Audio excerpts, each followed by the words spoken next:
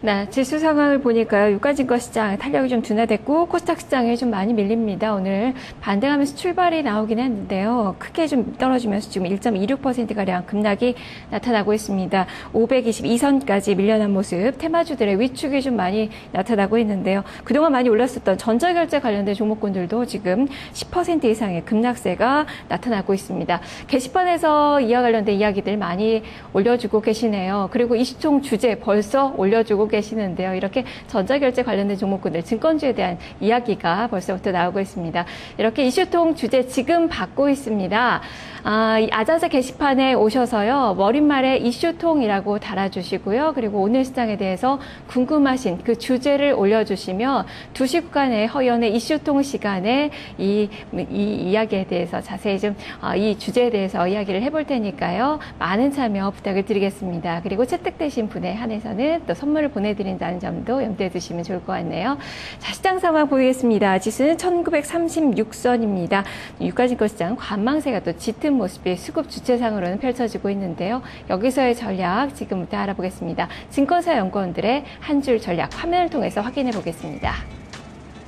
우리투자증권 이경민 연구원입니다. 코스피 1920선, 코스닥 520선의 지지력이 유효하다라는 관점입니다. 단기 등락 과정은 비중 확대의 기회다라는 판단을 내리고 있습니다. 한양증권 임동락 연구원입니다. 낙폭과대 인식과 미국 경제지표 호전으로 기술적인 반등이 예상이 된다라는 시각입니다. 다음은 삼성증권 임수균 연구원입니다. 중소형주의 선별적인 접근이 필요하다라는 관점, 그리고 대형주의 매기 이동 가능성도 유의를 해보자라는 의견을 제시했습니다. 동양증권 조병현 연구원입니다. 환율 수혜 그리고 불황형 소비에 관심이 높아서 내수 소비에 관련된 종목군들에 주목을 해보자라는 의견을 전했습니다.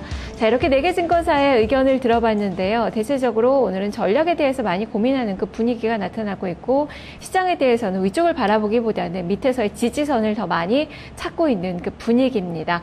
자, 이 중에서 한양증권 임동락 연구원 만나보겠습니다. 연구원이 안녕하세요. 연구원이 안녕하세요. 네, 안녕하세요. 네.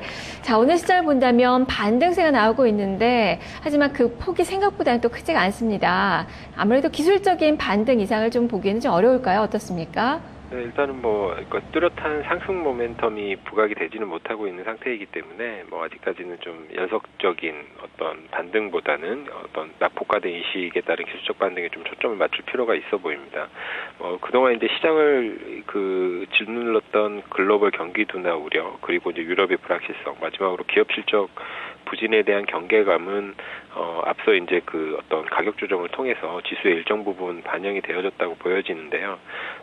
이런 이제 어떤 하락 압력으로 작용했던 이런 부담 요인들이 완화가 될 경우에는 일정 부분 또 반격의 어떤 재료가 될 수도 있다라는 판단을 가지고 있습니다. 지금까지 이제 그 어떤 경제지표 결과에 인색했던 시장 반응 같은 경우는 미국의 그 실물지표 개선이 지속이 되고 또 이번 주 중국의 이제 3분기 GDP 발표 이후에 중국 경기에 대한 어떤 저점 공강대가 형성이 된다면 재차 이제 좀 긍정적인 반응을 이끌어낼 수 있을 것 같고요. 유럽 쪽 상황도 그 이번 주에 이제 EU 정상회의에서 그리스 재정 긴축에 대한 합의점이 도출될 가능성이 높고 또 스페인 같은 경우는 21일 그 지방선거 이후에는 구제금융 신청이 보다 좀 가시권에 접어들 것으로 예상이 되기 때문에 차츰 이제 불확실성도 완화가 될 것으로 보고 있습니다. 그리고 이제 그 기업 실적 결과 같은 경우는 그 결과에 따라서 종목별로 차별화가 심화될 수는 있겠지만 방향성을 결정한 그런 재료는 아니라는 생각이고요. 당장은 앞서 말씀드린 대로 어떤 뚜렷한 상승 모멘텀 부재로 인해서 교착 국면 자체를 이렇게 제대로 벗어나기는 좀 어렵겠지만 일단은 낙폭과대 인식이 좀 높아졌고 미국 쪽에서 체감 지표는 물론 그 고용이나 소비 같은 실물 지표 호전 소식이 계속해서 전해지고 있기 때문에 시장은 일정 부분 기술적 반등을 모색할 것으로 이렇게 전망을 하고 있는 상태입니다. 예. 자, 그렇다면 코스닥 시장은 어떨까요? 지금 정반대의 모습이 나타나고 있는데요. 지금 21선이나 200일선도 120일선도 지금 붕괴된 그 모습이 나오고 있습니다. 추가적인 하락을 더 내다봐야 되는 건가요? 일단은 단기 과열 조짐이 좀 목격이 되고 있고요. 어제나 오늘 같은 경우에도 그 급등 종목들로는 차익 매물이 추대가 되면서 크게 흔들리는 모습들이 있기 때문에 아무래도 이제 고점 매수에 대한 부담이 클 수밖에 없을 것 같습니다.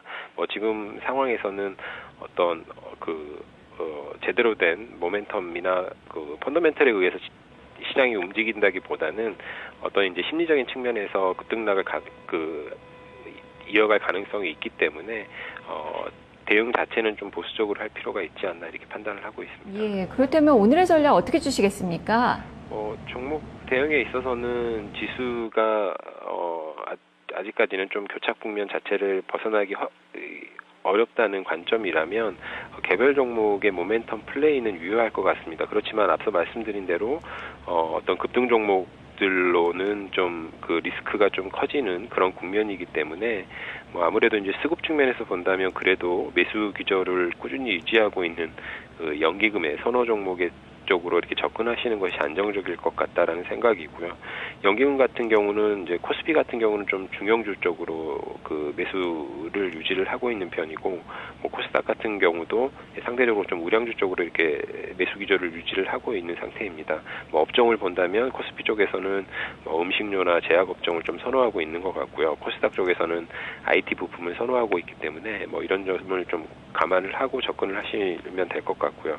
그리고 이제 상대적으로 좀 낙폭이 컸었던 그 IT나 운수 장비를 비롯한 경기 민감 대형주의 경우에는 시장이 현재처럼 이제 가격 메리트에 의해서 기술적 반등이 나타날 수 있는 그런 구간이기 때문에 어떤 단기 측면에서의 저가 매수 대응도 괜찮을 것 같고요. 또 연말로 갈수록 경제 지표 쪽에서의 개선도 지금보다는 좀 뚜렷해질 가능성이 있기 때문에 중기 이삭의 시각에서 본다고 하더라도 저가 매수 대응 정도는 크게 나쁘지 않은 그런 선택이라고 이렇게 판단을 하고 있습니다. 알겠습니다. 말씀 잘 들었습니다. 예, 감사합니다. 네, 수급의 안정성이 뒷받침된 그 종목군들 찾아보셔야 될 것 같고요. 경기 민감지들의 이 단기 반등 가능성도 염두에 두시면서 전략 세워보시면 좋겠네요. 한양증권 임동락 연구원과 함께했습니다. 자, 그러면 포트는 어떻게 전략을 좀 짜봐야 될까요? 지점으로 가보겠습니다. 하나대투증권 연신내시점 신상철 부부장입니다.